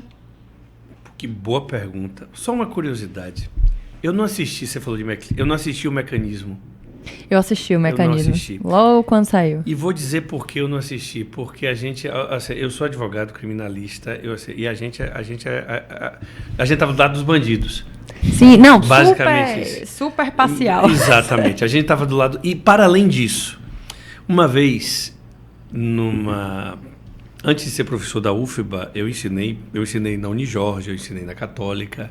Quer dizer, eu comecei na UFBA como tirocinista, depois substituto, depois ensinei na Católica, na Unijorge, na Rui Barbosa, na Unifax e na Baiana. Ensinei em todas elas, hoje eu sou professor, além de advogado e professor da UFBA. Mas eu não assisti por causa disso. Mas um aluno, ele fala, você é advogado criminalista, você é amigo de bandido. Você é amigo dos bandidos todos, coisa e tal. Pois é, uns 2 anos depois eu advoguei o pai dele. Caramba, que história. Pois é, eu falei, olha, você está vendo que, assim, o que... a oradora da minha turma, quando fez o discurso de formatura, disse assim, o que seria de mim se me faltasse a voz? Eu nunca esqueci dessa frase no discurso da minha formatura, Verônica, a oradora da minha turma. E ela falou assim, porque justamente o advogado é aquele que faz voz do silêncio do seu cliente. Porque o cliente não fala com... A gente é que conversa com o juiz, com o promotor, com o delegado. Então, e voltando aqui a essa questão de colaboração premiada, é porque é diferente o pagar para não se aborrecer numa NPP, numa transação penal, é diferente de uma colaboração. Porque na colaboração existe a figura do delatado. Existe a figura da pessoa que é delatada e que essa pessoa também tem direitos. E que também, e isso é uma coisa, eu posso dizer assim, melhorou. Não vou dizer que é igual ao que era no Lava Jato, mas está longe ainda de ser um sistema em que a defesa... Porque, por exemplo, você não... Como é que, por exemplo, se propõe uma colaboração a alguém sem o dever de, como eu falei, de disclosure, né? Essa palavra é engraçado. Camila Andrade, que é uma das coordenadoras lá do meu grupo de pesquisa, ela escreveu um artigo sobre isso. É que eu não gosto de anglicismos. Eu falei, olha, mas como é que você propõe uma colaboração sem que a parte tenha acesso à integralidade dos autos e que a defesa tenha um prazo para poder examinar? Porque, entenda, eu estava conversando com o Fred Didier outro dia e Fred Didier falou assim, olha, a colaboração pode ser um meio de defesa. Pode. Às vezes a pessoa vai dizer assim, olha, eu não tenho saída. Sim. Ou seja, a colaboração não pode ser algo assim, poxa, vedada pelo ordenamento jurídico, porque às vezes é a única opção que uma pessoa tem.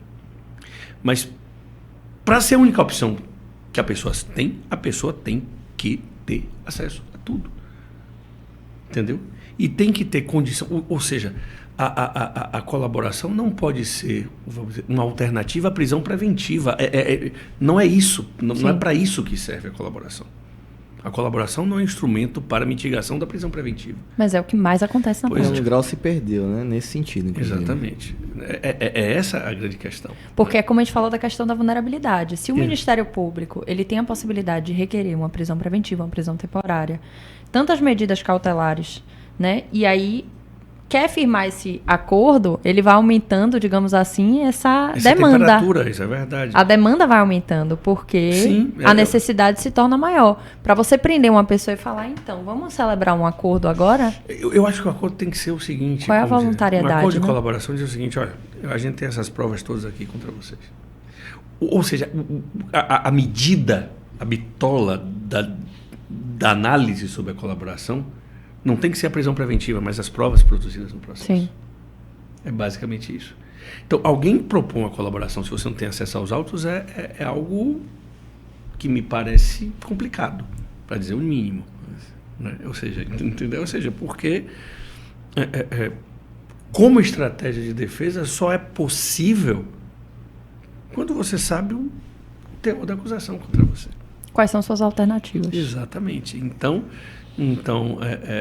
e essa coisa, Matheus, Karina, interessante sobre a questão, isso foi uma evolução da questão da corroboração. Excelente. Porque é o seguinte, para sair da prisão... O pessoal fala o que quer. Sim. Exatamente. É que tem coisas que não dá para falar no podcast, mas eu já ouvi, assim, eu já ouvi, vamos dizer assim, que já situações que podem ocorrer, que diz assim, ó, a colaboração só vale se implicar fulano ou cicrano, por exemplo. Entendeu? E é o que você falou, muitas vezes se faz sem nem ter nada nos autos. Exatamente. Sobre então esse tipo isso aí já não é acordo. Né? Entendeu? Porque se é um negócio jurídico processual, isso não pode virar um elemento com características extorsivas em que você fique, ou seja, que você fique premido, não pela prova dos autos, mas dizer, olha, é para estar preso ou para estar solto. Isso, de fato, eu acho extremamente complicado. E por isso que eu digo que o pagar para não se aborrecer é diferente. Sim. É diferente na colaboração. Diferente. Entendeu? Por isso que eu digo que não faz parte desse microsistema. Sabe? Porque no âmbito em que não há privação da liberdade, no NPP, né?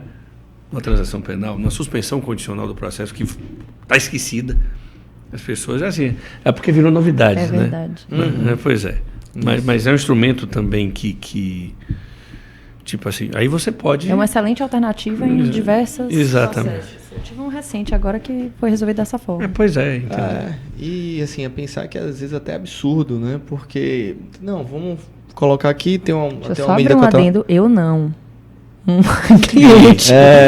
Porque você veste a camisa, você veste a camisa do cliente. Não, faz parte, entendeu? Mas em algum grau, assim, eu penso que está existindo algum ajuste nesse instituto. Sim. Vamos citar o exemplo, no próprio Estatuto da Advocacia, né, houve uma alteração, até para proteger o próprio advogado, né, onde já tem lá, trazido pela Lei 14.365 de 2022, que você não pode mais quebrar a inviolabilidade do advogado com base apenas, então, somente em uma colaboração premiada. Sim. Talvez justamente por conta de que tudo isso aconteceu, e aí, enfim, nós tivemos muitos absurdos que aconteceram que depois vieram anular. Aí vem minha pergunta.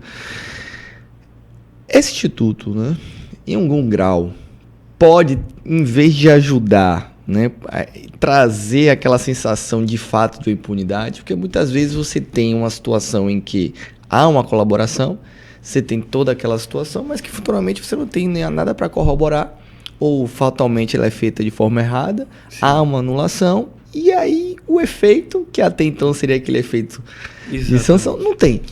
Pois é o famoso caráter simbólico do direito penal, né? É interessante que quando alguém pede justiça, se você substituir a palavra justiça por punição, fica na beleza, né? Eu quero que se faça justiça, ou seja, eu quero que alguém seja punido. Né? Ou seja, alguém tem que pagar por isso. E é por isso que direito de processo é forma, né? As pessoas não entendem o rigor das formalidades e por que elas precisam ser cumpridas.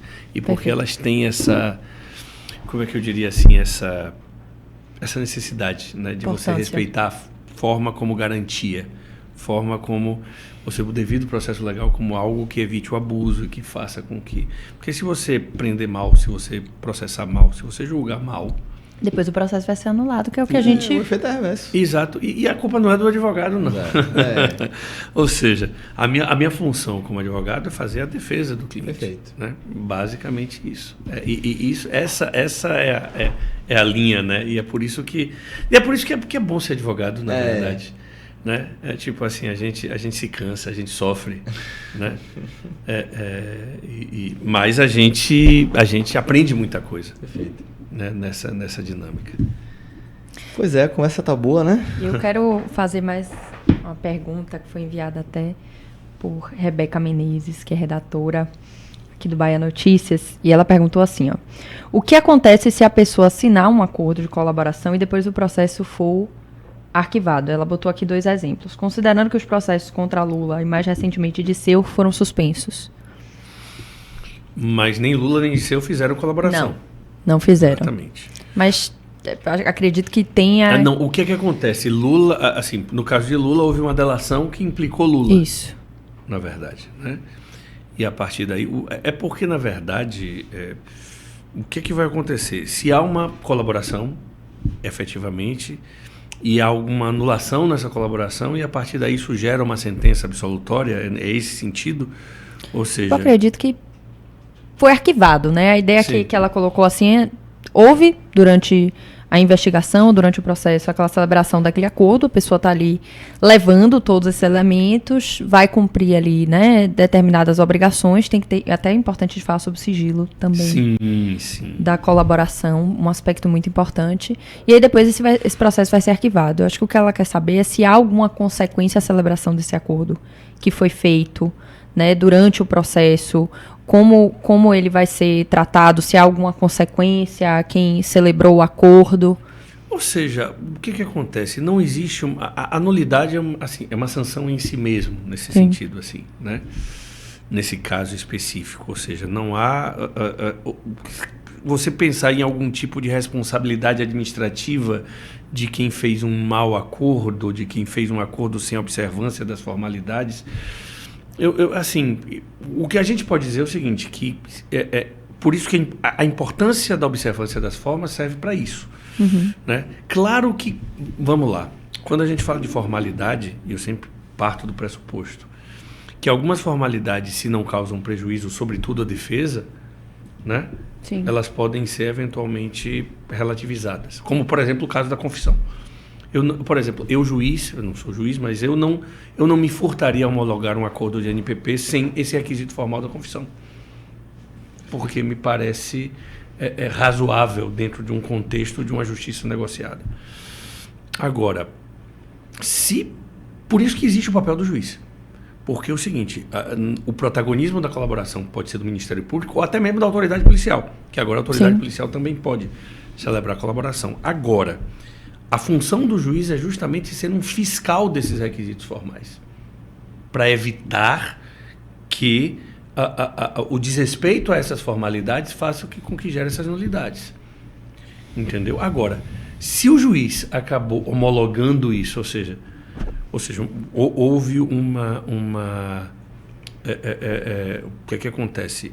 Um acordo mal celebrado, de colaboração, mal homologado pelo juiz, né? E isso acabou sendo anulado depois. Eu entendo, e aí eu tenho uma visão muito de preservação da autonomia do juiz em matéria decisória. Eu acredito, assim, que aí é uma questão principiológica. Eu acho que não se pode punir um juiz por decidir mal, nesse sentido, do ponto de vista administrativo, disciplinar, né? Ou seja, às vezes acontece, você tem decisões ruins, né? Ela não sendo ilegal. Exato, se não houver nenhum tipo de má fé, etc. Eu acho que por uma questão principiológica, você interferir em conteúdo de decisão e punir magistrado por conteúdo de decisão, isso é perigoso no Estado democrático de direito. Isso é um princípio que eu tenho. Tem uma questão, uma vez eu vi um grande advogado me dizer assim, acordo de delação, eu não atuo. E aí é que tá, porque de fato a lógica, como a gente falou, foge à lógica do sistema penal tradicional que nós conhecemos. Então o que eu queria lhe perguntar, professor, é que é uma provocação mesmo. O advogado que estuda direito penal, se eu estou passando por uma situação que eu quero celebrar um acordo de colaboração, eu contrato um criminalista... ou eu contrato alguém que tem uma especialização em contratos, alguma situação assim. Porque a gente está falando de uma justiça negociada, uma lógica de negociação, mas que parte... E estou falando aqui a título de provocação, obviamente, de uma maneira escancarada. Não, mas no sentido de... O advogado criminalista, com a formação tradicional, ele está preparado para atuar na defesa dos seus clientes, para a celebração de um acordo de colaboração premiada? Boa, sua pergunta é excelente. Eu estava olhando aqui que tinha uma frase que eu ia falar depois, eu estava procurando aqui, mas vou dizer o seguinte. A gente tem que... Hoje em dia, assim, o clínico geral em advocacia, assim, é muito difícil que um advogado consiga atuar bem em todas as áreas. Mas, por exemplo, no direito civil você já tem especialistas em direito imobiliário, você tem especialistas em direito, contratual, de família. Hoje em dia, no direito penal, você já tem as suas especializações nesse sentido, né? Por exemplo, existem advogados aqui que a gente conhece que são grandes tribunos de júri, por exemplo. eu vou citar, por exemplo, Alfredo Vené, para quem não conhece, um advogado também queridíssimo. Demais. Quem conhece Alfredo Vené, ele é uma casa cheia, contando as histórias dele, né? Ele tem um defeito que ele é torcedor do Vitória, mas fora isso... Yuri aí é torcedor do Vitória? Não. Pois bem, o que é que ocorre? Mas Alfredo Vené, ele fez mais de 500 júris na vida, 700 júris, sei lá, mas eu sei, centenas. Então, é algo em que ele é especialista. Então, da mesma forma em direito penal, por exemplo, existe uma área de direito penal corporativo, que você atende na criminal compliance de empresas.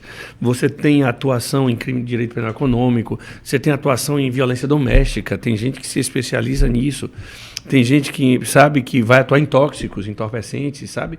Ou seja, então é importante que, assim, você faz direito penal, etc. Por isso que eu digo, e quando eu falei no começo, é bom que o advogado tenha, assim... Tem, às vezes, com quem ele possa trabalhar junto, às vezes. Muito, perfeito. Né? Para poder trabalhar nisso. Porque o processo não vai se resumir àquele acordo. Exatamente. Vai ter um advogado que vai estar acompanhando o processo e aí, a partir daquele momento do acordo, nessa situação, foi contratado um outro advogado para esse momento processual. Isso aconteceu muito no Lava Jato. Os advogados Sim. do processo quase nunca eram os advogados da colaboração. Depois da colaboração até eles prosseguiam, mas assim, às vezes é preciso 2 frentes de atuação nesse contexto. Eu acho que é isso. Como última pergunta, né? Só para te fechar aqui com chave de ouro, qual é a dica que se traz para esses profissionais que querem atuar no direito penal econômico, né? Para que a gente possa aqui ter a grande referência no assunto, falando sobre o assunto.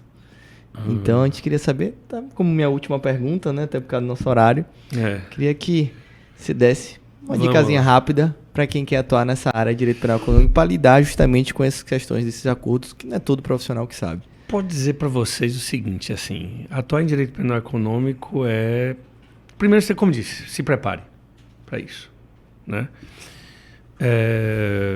Segundo, assim... Você não, como eu falei, você tem que estar preparado. E ser preparado significa você ter conhecimento interdisciplinar. Segundo, você tem que entender que o direito penal econômico é um direito diferente do direito penal tradicional. Ou seja, as atuações de direito penal econômico são lutas que se ganham por pontos e não por nocaute. Certo. Você agora foi cirúrgico, exatamente. Entendeu? Isso. Ou seja, não é alguma coisa porque a pessoa... Karina, Matheus, vocês disseram, você entrega, a pessoa está entregando a vida para você, no fato. E a pessoa quer que isso se resolva logo, né? Mas, em matéria penal, muito dificilmente, às vezes acontece. Às vezes acontece. Por isso que eu digo que está preparado. E aí, para falar, fechando essa história, teve uma vez que simplesmente havia uma condenação por um crime de sonegação de contribuição previdenciária, transitado em julgado. Um advogado me ligou, Sebastião, não sei o que fazer agora. Ele não sabia que tinha um mandado em aberto. A pessoa estava vindo viajar para o exterior. Foi preso no aeroporto. Com mandado de prisão. 5 anos de sentença transitada em julgado. Faça alguma coisa. Foi milagre, não, foi olhar o processo. E vi que a condenação era por 2 crimes. A 2,5 por um e 2,5 por outro. E aí a prescrição não era de 12, a prescrição era de 8. E já estava prescrito. Ou seja, entendeu? Às vezes, por isso que eu digo, tenha paciência, se prepare e olhe os autos. Para encerrar, vou fazer uma última pergunta, mas aqui é bate-bola, jogo rápido. Vamos lá. Aí é uma curiosidade minha mesmo, ainda mais quando a pessoa vem cheia de referências, aí que eu fico mais curiosa ainda. Quero saber, professor, um livro que mudou sua vida, mudou sua forma de enxergar o mundo. Puxa vida, meu Deus, são tantos. Eu falei do Alienista, assim, Sapiens é um livro interessantíssimo.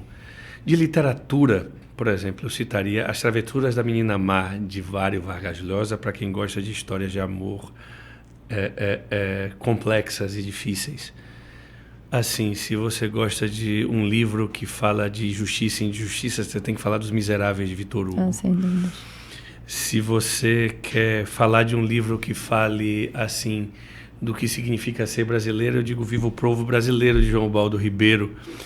Ou eu indicaria, para quem é soteropolitano, uma História da Cidade da Bahia, de Antônio Risério, ou seja, que é um livro porque eu fui entender o que é ser baiano muito depois de ler esse livro de uma História da Cidade da Bahia. Então, eu estou dando várias referências assim, todos são livros grandes, né? Assim, nesse sentido. Peguei alguns aqui que eu conheço. Exato. Então,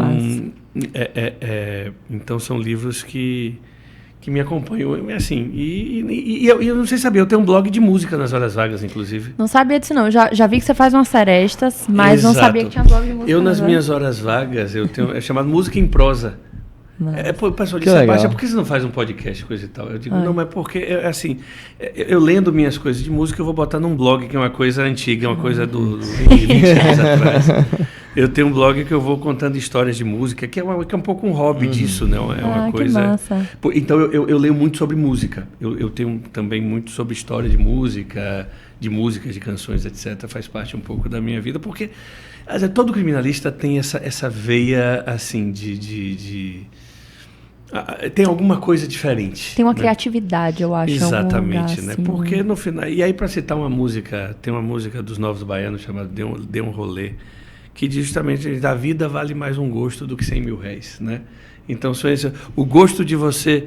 Não existe 100 mil réis que pague o gosto de você estar no momento em que alguém é absolvido, em que alguém preso está solto, né? Nesse momento, você não tem como não ter a alegria e a satisfação de dizer que sua profissão vale a pena. Com certeza. Excelente. Falar com quem tem um grande repertório é outra história, né, meu amigo? Mas isso, professor. Eu quero lhe agradecer muitíssimo. Uma honra recebê-lo aqui. Foi uma aula hoje. Eu estava aqui sensacional. Só anotando mentalmente. Muito obrigada. Foi para mim é uma alegria, de verdade, é uma satisfação, assim. E assim, com pessoas assim queridas, não, assim, porque é o seguinte, tem pessoas que a gente gosta, mas que a gente não recomenda, porque às vezes não são, nem todo mundo que a gente gosta é intelectualmente aquinhoado, né? Mas o bom é ter pessoas que a gente gosta e que são inteligentes. É bom quando reúne as boas coisas. Tem gente que é inteligente, mas não é muito gente boa, e tem gente que é gente boa, mas não é muito inteligente. Quando você reúne essas duas coisas, né, em duas pessoas como vocês, a conversa flui bem, né? Então, é tudo muito bom. Um grande abraço. Pronto, então. Já posso dormir com Demais. Mas muitíssimo obrigado, Karina, amigo Sebastião, é um prazer imenso estar aqui, né? Eu quero até deixar expressamente aqui consignado a de profunda admiração que eu tenho, não só pela pessoa, como profissional também. E foi um prazer imenso, abrilhantou demais nosso último episódio de 2024. Fechamos com chave de ouro. Demais, que 2025 venha, né? Ainda mais. Vamos o JusPod firme e forte. Então, minha querida amiga Karina, muitíssimo obrigado. Por hoje é só, né, meu amigo? Por hoje é só, um Feliz Natal, aí, boas pessoal. festas. Sim, e que eu tinha prometido, Yuri, né? Igor. Igor. Aí tá vendo o livro de Os Irmãos Karamazov também. Sim. Muito bom de Dostoiévski. Igor também, obrigado pela paciência também, satisfação. É um dos meus favoritos. Exatamente. Então é isso, pessoal. Por hoje é só. 2025, o JusPod estará novamente com vocês. Um abraço.